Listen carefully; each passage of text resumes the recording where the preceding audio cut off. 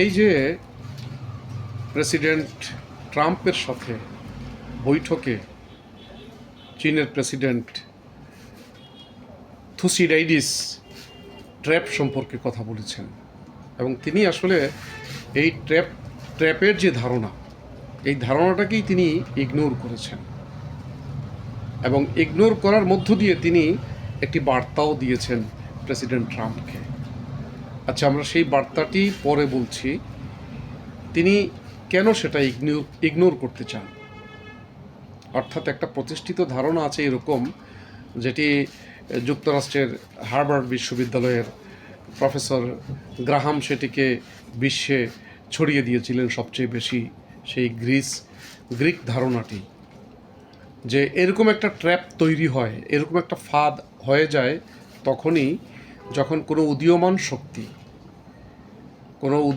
শক্তি সামনে আসে, কোনো প্রতিষ্ঠিত শক্তির।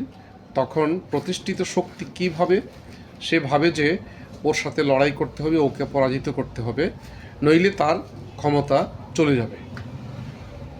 তো প্রেসিডেন্ট শি বলতে চাচ্ছেন যে না, এইরকম ট্র্যাপ কোনো অনিবার্য নিয়তি নয়, যে উদীয়মান শক্তি সামনে এলেই যে প্রতিষ্ঠিত শক্তি তাকে লড়াই করে সরিয়ে দিতে হবে, এটি মানে চিরন্তন কোনো সত্য নয়। তার চেয়ে বরং উভয়ে সম্মিলিতভাবে উন্নতির দিকেও যেতে পারে। তিনি সেই ধারণাটিকেই গুরুত্ব দিচ্ছেন প্রেসিডেন্ট শি।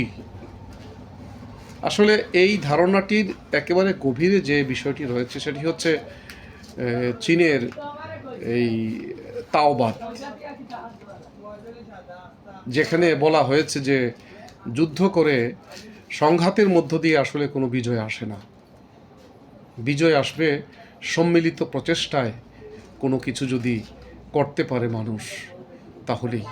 কারণ মানুষের জীবন তো আসলে সকলের সাথেই সকলে মিলে আছে। তো সেখানে সংঘাতের চেয়ে সবচেয়ে উত্তম হবে যে সম্মিলিতভাবে এগিয়ে যাই। এই ধারণাটিকেই মূলত গুরুত্ব দিতে চাচ্ছেন প্রেসিডেন্ট শি।